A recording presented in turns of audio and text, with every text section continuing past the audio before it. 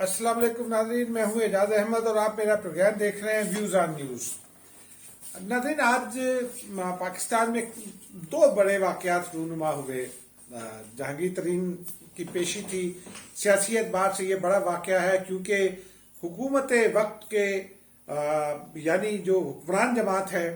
उसके 3 अरकान कौमी असम्बली जहांगीर तरीन साहब के साथ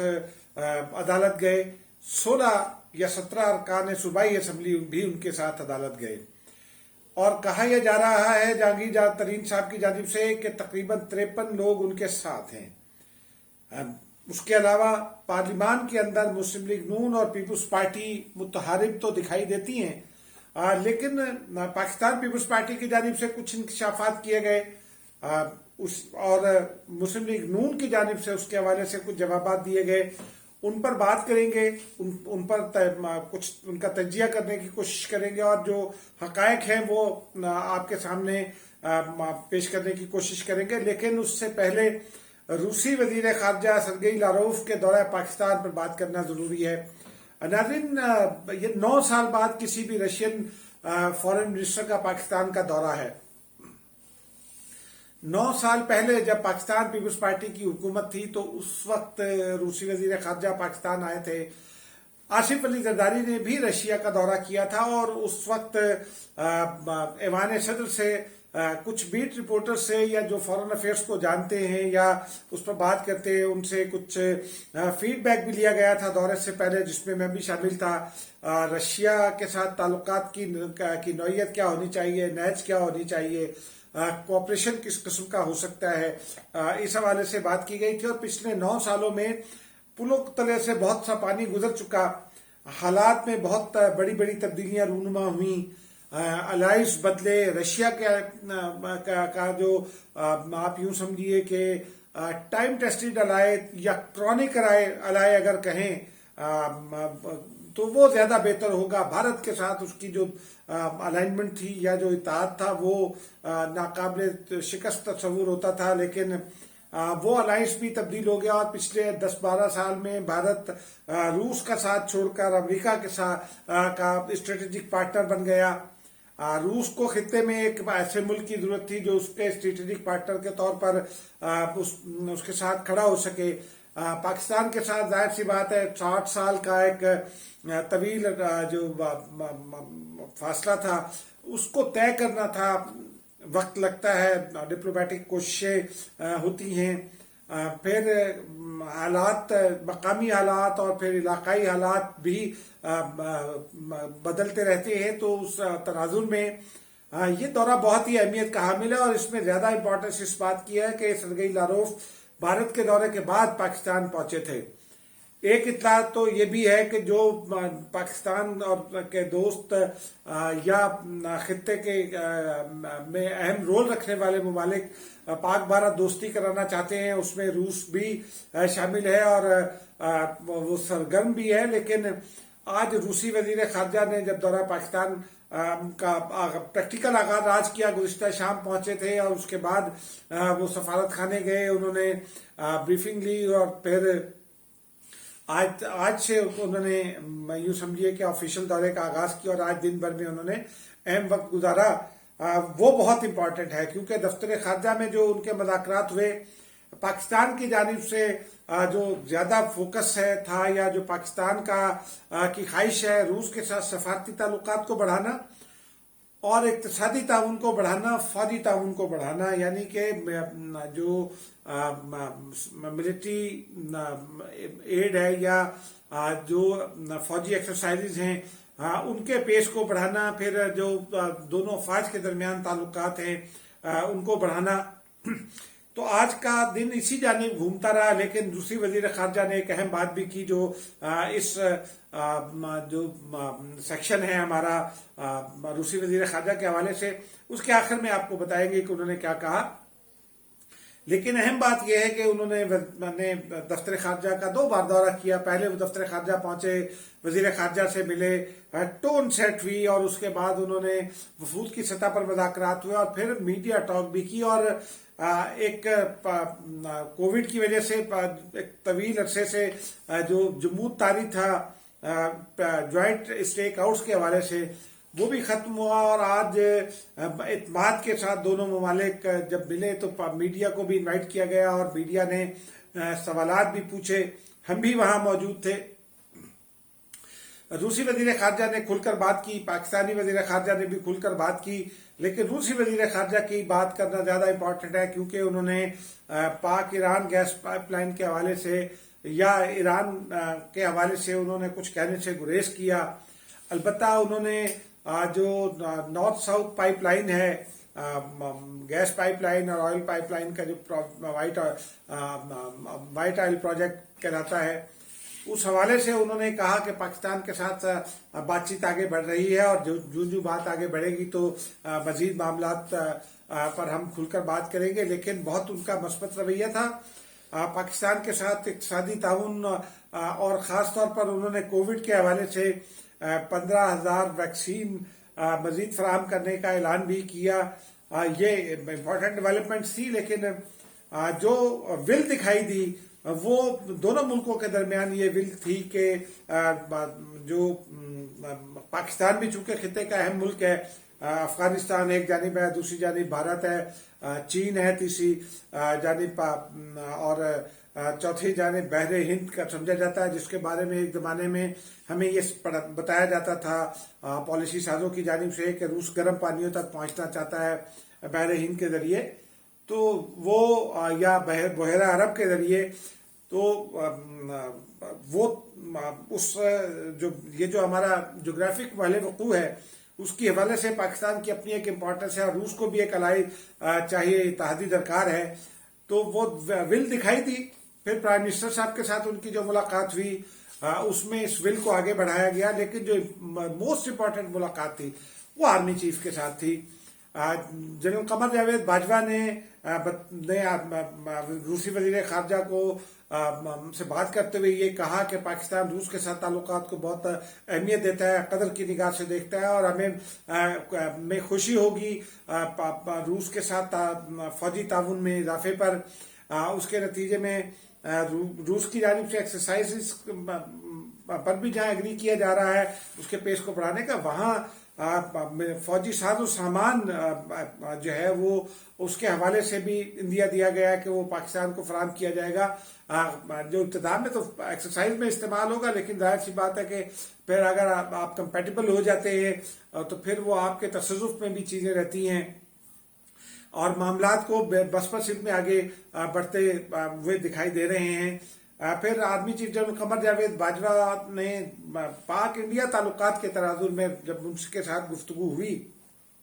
اور آئی ایس پی آر نے جو پریس ریلیز جاری کیا تو اس میں انہوں نے یہ بتایا کہ پاکستان ایک ایسے ریجنل فریم ورک پر کام کرتا رہے گا جو خود مختاری کے ساتھ جو مساویانہ تعلقات ہیں، یوں سمجھیے کہ ساورن انٹیگریٹی،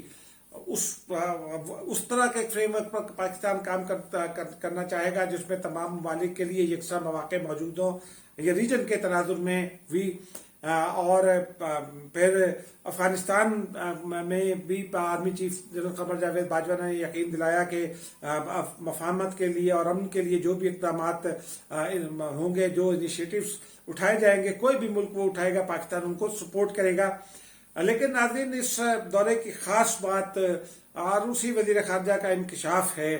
انہوں نے اپنی گفتگو میں رشین زبان میں وہ گفتگو کر رہے تھے، لیکن ان کے ساتھ جو خاتون ٹرانسلیٹر تھی انہوں نے بھی اس کو ٹرانسلیٹ کیا۔ انہوں نے یہ انکشاف کر دیا کہ پاکستان اور بھارت کے درمیان مذاکرات ہو رہے ہیں یا ہو چکے ہیں، اور ان کا یہ کہنا تھا کہ ہم ان مذاکرات کے نتائج سے مطمئن ہیں۔ یہ بڑی ڈیولپمنٹ ہے۔ یہ مذاکرات کہاں ہوئے، کیسے ہوئے، اس کے بارے میں ہم کوشش کریں گے کہ کل یا پرسوں کی نشست میں مزید تفصیلات سامنے لائی جا سکے۔ کون ان مذاکرات میں شامل تھا، کون پاکستان کی نمائندگی کر رہا تھا، اور کیا معاملات زیر بحث تھے، اس حوالے سے کل کوشش کریں گے کہ بات کریں۔ لیکن یہ ایک بڑا انکشاف ہے کہ پاکستان اور بھارت کے درمیان ایک ایسی سچویشن میں جہاں دونوں ملک بہت زیادہ متحارب دکھائی دے رہے تھے چند ماہ پہلے تک، بلکہ چند ہفتوں پہلے تک، वो अब मज़ाकरात की बेस पर दोनों ममालिक को बाकायदा मज़ाकरात की बेस पर लाने की राय हमवार हो रही है, और बैकडोर में कुछ शख्सियात के राब्ते और मज़ाकरात भी हो रहे हैं ताकि हॉस्टिलिटी जो है उसको कम किया जा सके, और regional connectivity, regional trade, regional economy के हवाले से मामलात को देखा जा सके, और फिर जो इलाकाई अमन है उसकी जानिब उसे ड्यूरेबल बनाया जा सके, ताकि खित्ते में जो गुर्बत है उसका खात्मा यकीनी बनाया हो सके और ह्यूमन डेवलपमेंट मुमकिन हो सके। नाज़रीन, जो दूसरा अहम बात है वो इसी के साथ जुड़ी है, क्योंकि आप जो बैरूनी दोस्त हैं या जो एक्सटर्नल फ्रंट है उसके ऊपर आप जितना मर्जी काम करना चाहें, लेकिन वो फ्रूटफुल तभी होता है जब आपकी इंटरनल सिचुएशन जो है वो आपके कंट्रोल में हो, पॉलिटिकल स्टेबिलिटी हो मुल्क में, और इकोनॉमिक स्टेबिलिटी हो, और इकोनॉमिक स्टेबिलिटी डिपेंड करती है पॉलिटिकल स्टेबिलिटी पर। तो आज जो सुबह जिससे मैंने आगाज किया जहांगीर तरीन साहब का, उसके हवाले से मेरी इतलात भी पहले से भी हैं, हम आपके साथ बात करते भी रहे हैं। 53 लोग ये कहते हैं कि कौमी असम्बली और पंजाब असम्बली के जहांगीर तरीन साहब के साथ हैं, लेकिन नाजरीन इससे भी ज्यादा इंपॉर्टेंट बात यह है कि जहांगीर तरीन साहब वो बात कर रहे हैं जो अपोजिशन की जमातें करती हैं। नून लीग करती है, पीपल्स पार्टी करती है, JUI करती है एहतसाब के हवाले से, यानी एहतसाब का अमल जो है वो मुतनाज़ है पाकिस्तान में, और जहांगीर तरीन साहब ने आज उसके जानिब बहुत खुलकर इशारा किया। वो जहांगीर तरीन जिन्होंने चंद माह पहले ये इंकशाफ किया था कि प्राइम मिनिस्टर के साथ तो उनकी जो दोस्ती है उसका लेवल इतना ज्यादा है कि एक मीटिंग में जब ये तय पा रहा था कि नवाज शरीफ साहब को नाअहल तो कर दिया गया, उनको बैलेंस कर रहा है बकौल जहांगीर तरीन, तो उन्होंने अपनी खिदमत पेश की और खुद नाअहल हुए ताकि इमरान खान साहब वजारत उज़्मा चला सके। वो जहांगीर तरीन कहते हैं कि मैं तो दोस्त था, हुकूमत में शामिल कुछ लोग या वज़ीर आज़म के इर्द गिर्द कुछ लोग शायद दुश्मन बनाने की कोशिश कर रहे हैं। गुज़िश्ता रोज उनकी ये इतला थी कि मखदूम अहमद महमूद के साथ उनकी मुलाकात हुई और आसिफ जरदारी के साथ होनी है, तो वो प्री मैच्योर नाज़रीन खबर सामने आ गई और शैला रजा उसका बायस बनी। उसकी वजह से हो सकता है ये डेवलपमेंट रुक गई हो, जहांगीर तरीन साहब ने भी इसकी तरदीद कर दी, लेकिन एक खबर की तस्दीक जरूर हुई है मखदूम फैमिली से भी और पाकिस्तान पीपल्स पार्टी के जो दीगर जराए हैं उनके जरिए भी, कि जो जहांगीर तरीन और मखदूम अहमद महमूद चूंकि रिश्तेदार हैं,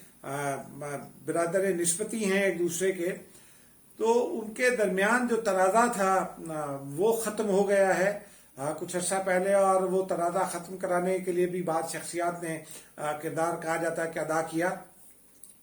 यूसुफ रज़ा गिलानी साहब की भी मुलाकात हुई थी उनसे, तो इस तरह से वो तनाज़ा खत्म हो गया। और वो तनाज़ा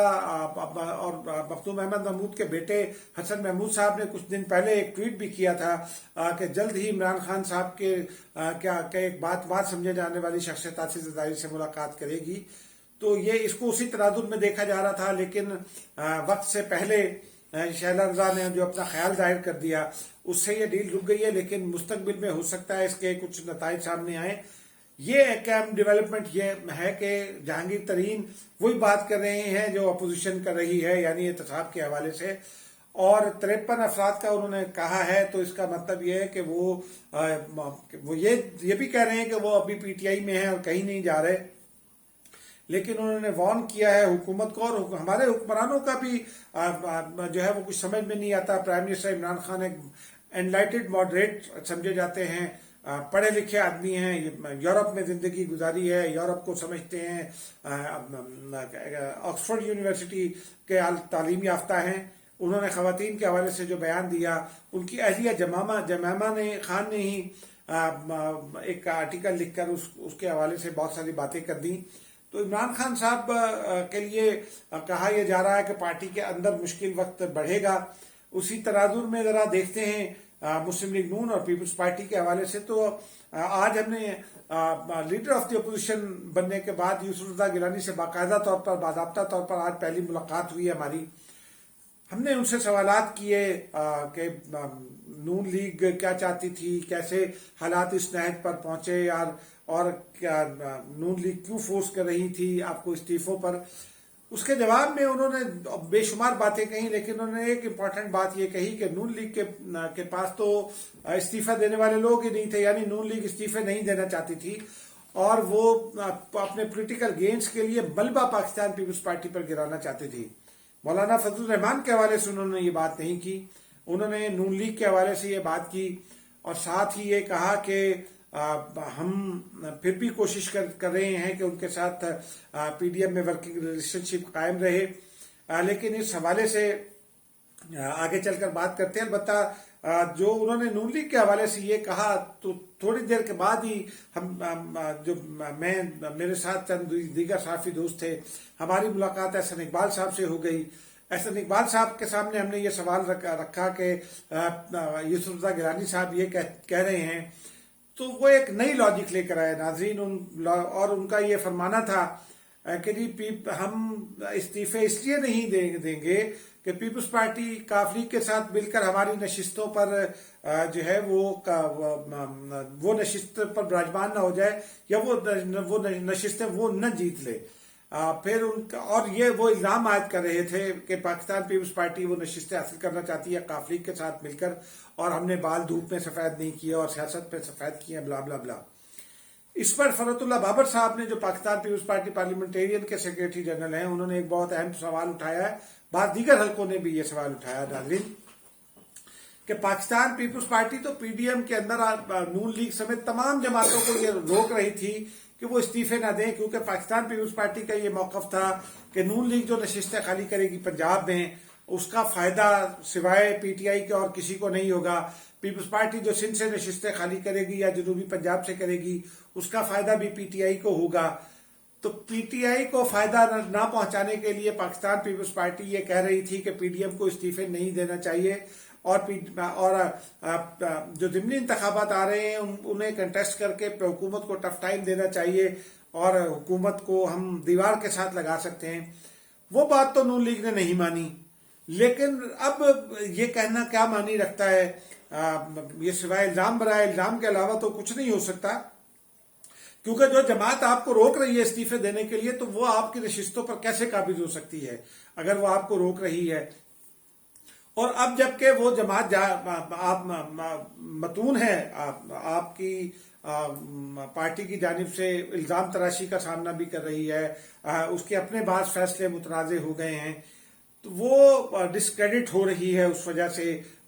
پنجاب کے سیاسی سرکل میں. تو وہ کس طرح سے آپ کی نشستوں پر قبضہ کر سکتی ہے؟ یہ ایک نہ سمجھ میں آنے والی بات ہے. اور اگین یہ کنفیوژن اس طرف ہی لیڈ کرتا دکھائی دیتا ہے کہ شاید نون لیگ بھی کہیں نہ کہیں کسی اور ڈیل میں بندھی ہے، مولانا صاحب بھی کہیں نہ کہیں کسی اور ڈیل میں بندھے ہیں. آنے والے وقت میں یہ طے ہو جائے گا کہ یہ کیا ڈیل تھی. لیکن ناظرین، یہ ایک امپورٹنٹ بات ہے کہ کس طرح سے ہم پلے اپ کرتے ہیں چیزوں کو اپنے سیاسی مقاصد کی خاطر. اسی تناظر میں ناظرین، آج پاکستان پیپلز پارٹی کو بھی اے این پی کے بعد یہ فیصلہ کرنا ہے کہ وہ پی ڈی ایم میں رہے گی یا نہیں. ہماری اطلاع تو یہی ہے کہ پاکستان پیپلز پارٹی اب پی ڈی ایم میں نہیں رہنا چاہتی، لیکن وہ پی ڈی ایم توڑنے کا الزام بھی نہیں لینا چاہتی، یہ بھی ہماری اطلاع ہے. اسی لیے پارٹی کی سینٹرل ایگزیکٹو کمیٹی کا اجلاس طلب کر لیا گیا. اس میں خاص طور پر اس بات پر غور کیا جائے گا کہ نون لیگ اور پیپلز پارٹی کے ساتھ کے جو تعلقات کار ہیں اس وقت وہ کیا ہیں اور انہیں کیسا رکھنا ہے. اور جب یہ فیصلہ کر لیا جائے گا تو اسی چیز ہی میں اگلے نقطے کے طور پر پی ڈی ایم کے ساتھ پیپلز پارٹی کے تعلقات کیا ہوں گے اور پی ڈی ایم میں رہنا ہے یا نہیں، اس کا فیصلہ بھی کیا جائے گا. کیونکہ میری اطلاع کے مطابق پاکستان پیپلز پارٹی اب اس نتیجے پر پہنچ چکی ہے کہ نون لیگ نے اور پاکستان پیپلز پارٹی کا یہ موقف ہے کہ پی ڈی ایم ان کی اے پی سی میں بنا، ان کے انیشیٹو پر، ان کی تجویز پر بنا. لیکن اور پھر ابتدا میں نواز شریف صاحب نے پہلے یہ کہا کہ ہم تو کسی عہدے کے خواہش پر نہیں ہیں، بعد میں اور پھر مولانا فضل الرحمان کو چیئرمین کا عہدہ دلا دیا اور اس کے بعد سیکریٹری جنرل کا عہدہ بھی لے لیا اور پھر پیپلز پارٹی کو دباؤ میں رکھا. اسی حوالے سے یوسف رضا گیلانی صاحب نے ایک اور انکشاف کیا کہ 8 مارچ کے سربراہی اجلاس میں قمر زمان قاہرہ صاحب پنجاب میں لانگ مارچ کی تیاریوں پر بریفنگ دینے کے لیے آئے تھے، لیکن انہیں کہا گیا اور ان کا اشارہ جس طرح تھا وہ لگتا ہے کہ یا تو نواز شریف صاحب نے کہا یا مریم نواز صاحبہ نے کہا یا مولانا فضل الرحمان نے کہ جی آپ تیاریوں کو چھوڑیں، ہمیں اپنے استعفے دیں. تو وہ یہ کہتے ہیں کہ جب ہم پہلے سے تیار تھے لانگ مارچ کے لیے تو پھر استعفوں کو لنک کرنے کی کیا ضرورت تھی. ہم بھی وہ کہتے ہیں کہ یہ سوچ رہے ہیں کہ نون لیگ اور جے یو آئی نے یہ کیوں کہا اور کس نے جو بیرونی فیکٹر ہے اس میں سے کس نے مجبور کیا. تو اب لگتا یہ ہے کہ 11 اپریل کے بعد کو یہ فیصلہ ہو جائے گا کہ پاکستان پیپلز پارٹی شوکور نوٹس کا جواب شاید نہ دے لیکن زبانی طور پر میڈیا کے ذریعے وہ پی ڈی ایم کی قیادت کے کو ایکسپوز کرے اور شوکور نوٹس کے حوالے سے ہی، اور اس کے بعد پھر وہ اپنے پتے کھیلے گی. اور جب وہ اپنے پتے کھیلے گی ناظرین تو پھر ظاہر سی بات ہے اس کے بعد نئی الائنمنٹس ہوں گی. اور یہ مجھے یہ لگتا ہے کہ پاکستان پیپلز پارٹی ہو یا مسلم لیگ نون ہو یا جے یو آئی ہو، یہ تمام کے تمام نئے الیکشن کی تیاری کر رہے ہیں. ناظرین اب تک کے لیے اتنا ہی. آپ سے صرف یہ درخواست کہ کووڈ کی تیسری لہر سے احتیاط کیجیے. ملتے ہیں ایک اور ویڈیو میں، اس وقت تک کے لیے خدا حافظ.